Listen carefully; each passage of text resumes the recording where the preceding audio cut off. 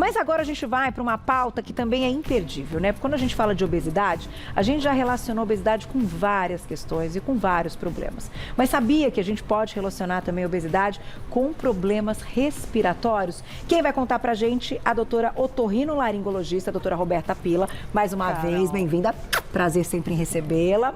E engraçado, né? Porque as pessoas às vezes esquecem. A gente estava até conversando antes da pauta começar e a Lê falou, nossa, mas então a língua também pode engordar, que é um pouquinho do nosso assunto? E pode, né, doutora? Pode. Que coisa! A gordura não escolhe onde ela vai crescer, ela cresce em todo o corpo quando a gente tem um aumento de peso. E aí, claro, nesse sobrepeso, evoluindo também para uma obesidade.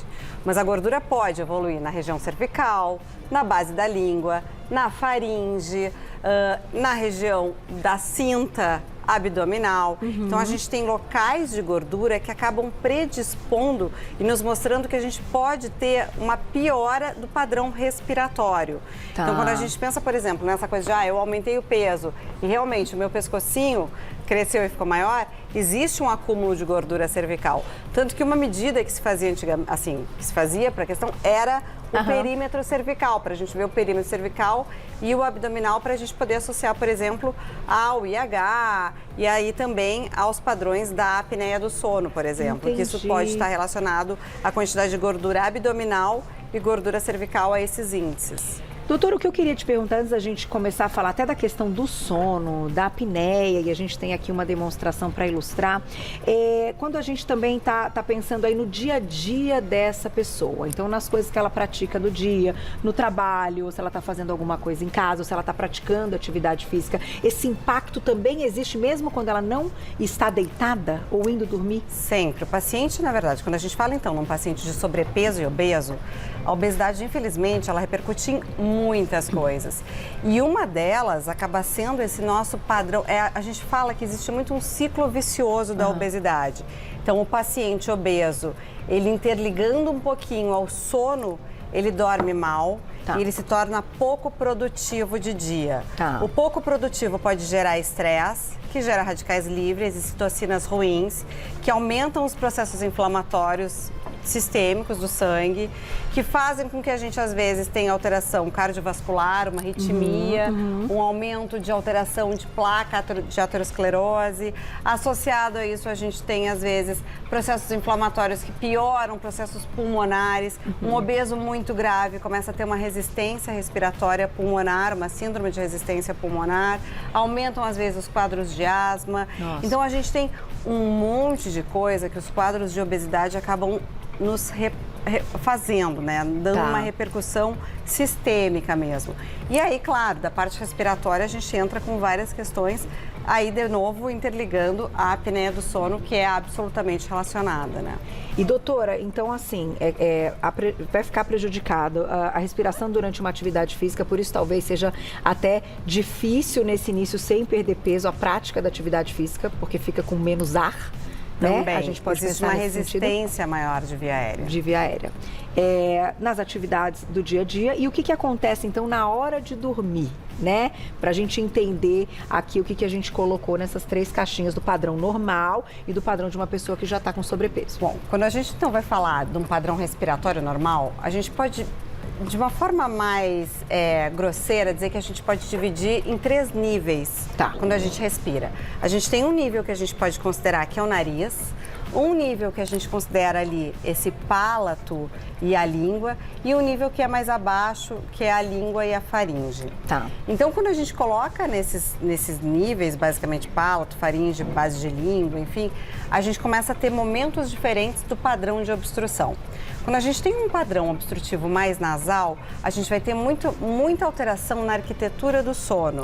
Então, a gente começa muitas vezes um paciente com uma obstrução nasal a fazer uma fragmentação do sono. E isso faz com que o sono não seja um sono efetivo.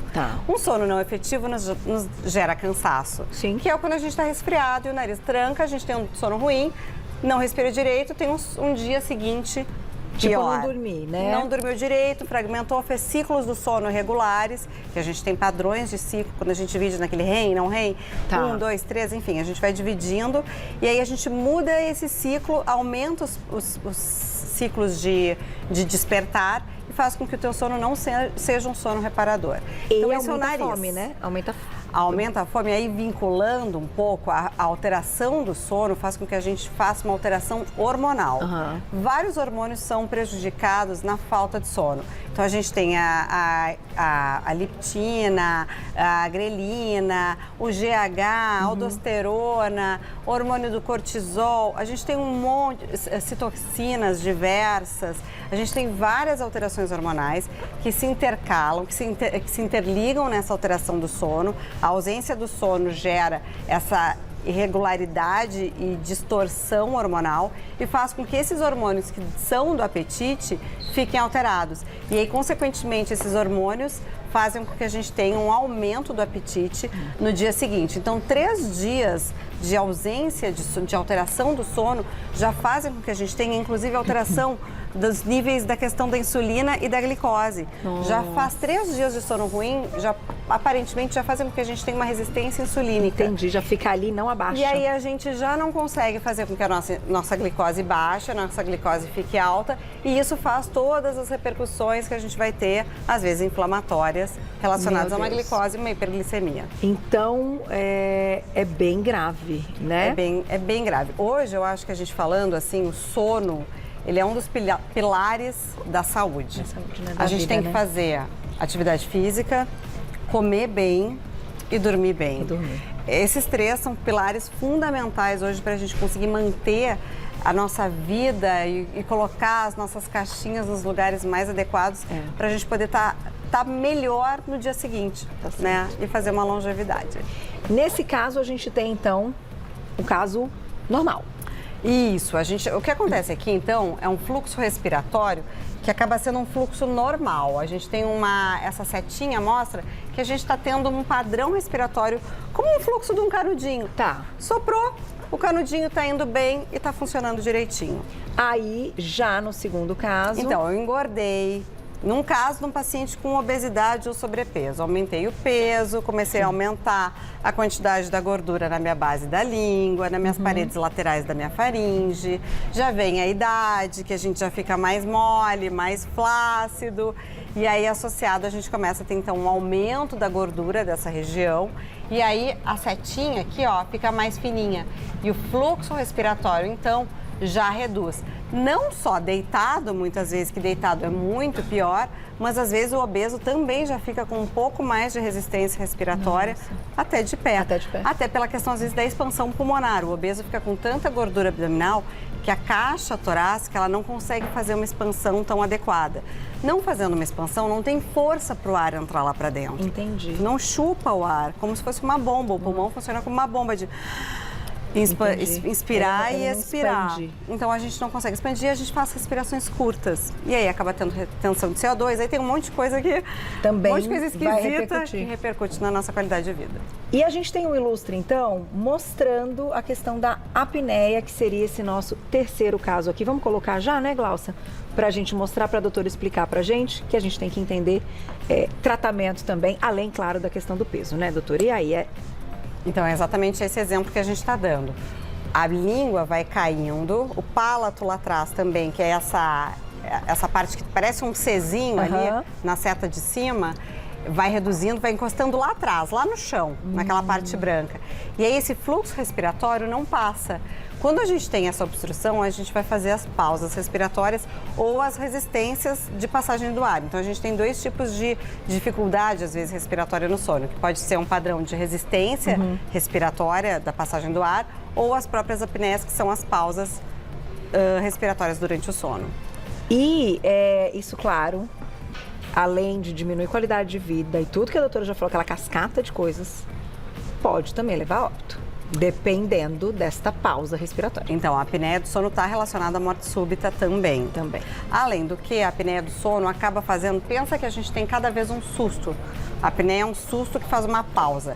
E cada pausa faz, às vezes, a gente liberar a adrenalina, que é aquela substância que faz quando a gente tem que sair correndo. É a substância da fuga. Faz uma taquicardia. E aí que às vezes a gente, durante a apneia, faz uma taquicardia. Então a gente fica nesse ciclo e que faz muito mal pro coração quando deveria estar calminho de noite. Falamos de apneia. E aí, doutora, eu vou dar um tempo pro pessoal mandar mensagem pra gente, enquanto a gente mostra aqui também as palavras da doutora Diana Fernandes. Ela é dentista e ela fala um pouquinho de alguns tratamentos possíveis que a gente tem. Dá uma olhada.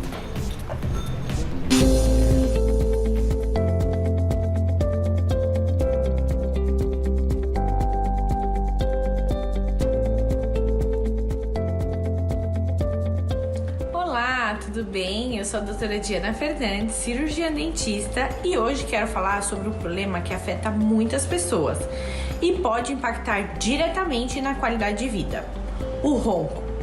O ronco ocorre devido a uma vibração dos tecidos na parte de trás da garganta, geralmente causada pelo relaxamento excessivo do palato mole ou obstrução parcial das vias aéreas superiores.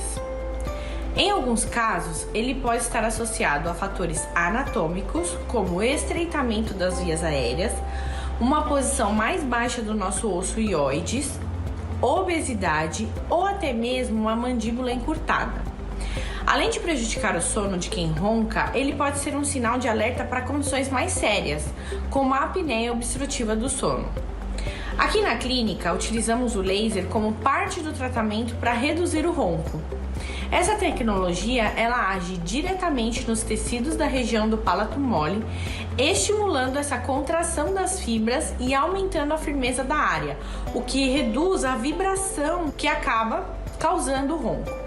Além do tratamento com laser, é importante considerar outras abordagens que podem complementar os resultados. Estudos mostram que uma perda de 10% do peso corporal pode reduzir em até 26% o índice de apneia.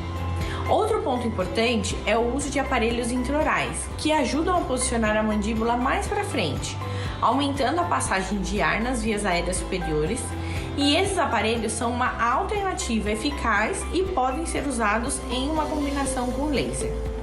Cada sessão do tratamento com laser dura em média 20 minutos e normalmente recomendamos de 3 a 5 sessões, dependendo das características de cada paciente.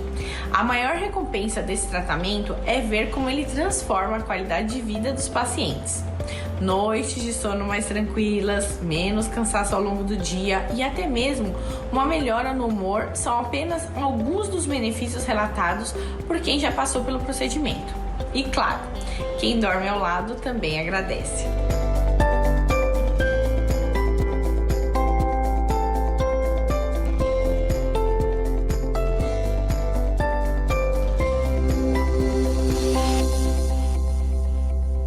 Aí, obrigada, doutora. Excelente explicação. @doutora.Diana Fernandes. Lá nas redes sociais vocês encontram o trabalho dela. Diana Fernandes é dentista e mostrou pra gente, então, algumas possibilidades, né, doutora? Vamos aproveitar para responder a perguntinha do público. Cláudia já me disse que tem muita pergunta lá. Vamos lá. Quem escreveu pra gente na tela. Obrigada, Rosa. Um beijo. Só respiro pela boca. Qual a relação entre essa respiração e o sono? Boa pergunta. Bom. A parte da respiração oral é uma coisa que a gente acaba fazendo uma evolução até às vezes da vida, ou claro, às vezes uma coisa intermitente, por exemplo, num quadro de resfriado. Mas quando a gente tem uma respiração oral é porque possivelmente o seu nariz não está funcionando, associado às vezes a alterações anatômicas que se formaram naquelas crianças que já respiravam mal, fizeram alteração do palato, ou às vezes alteração da arcada dentária, da mandíbula. Mas se a respiração está oral, tá pela boca, precisa primeiro avaliar a questão nasal. Ver se tem um desvio de septo, se tem uma alergia, uma rinite, uma hipertrofia de cornetos, para a gente tentar liberar essa primeira passagem do ar e, baseado nisso, ver depois o que está acontecendo. Mas sempre, respiração oral significa avaliação com o otorrino pela relação nasal. E aí pode atrapalhar essa questão do sono. Muito, porque o nariz, a respiração precisa ser nasal. Ela é basicamente necessária para ser nasal. O nariz funciona para filtrar, aquecer e umidificar o ar. Se a gente não faz essa filtragem, essa primeira passagem pelo nariz, a gente já perde esses componentes. Entendi. Resseca a boca, acorda com dor de garganta, pode fazer até questão de tártaro, cárie, mau hálito, tem um monte de coisa que pode estar relacionada com uma respiração oral, por exemplo. Nossa. Além da questão da qualidade desse ar que está entrando para a gente, porque acaba a gente precisando ter essa troca respiratória vinda pelo nariz. Tá certo. Tem mais perguntinha, doutora, olha lá. Obrigada, Mara, um beijo. Meu marido está com zumbido forte nos 2 ouvidos. Não consegue dormir bem. O que fazer nesse caso? Quanta gente falando do zumbido, né? O zumbido acaba realmente atrapalhando também o sono e fazendo também a fragmentação do sono. E aí a gente acaba tendo de novo aquela questão das alterações, às vezes, hormonais e que aumenta o peso, levando, às vezes, até a obesidade, né? Então a gente realmente tem que cuidar. Zumbido é uma coisa que é um otorrino à parte, a gente fala. Tem várias alterações que podem estar relacionadas ao zumbido.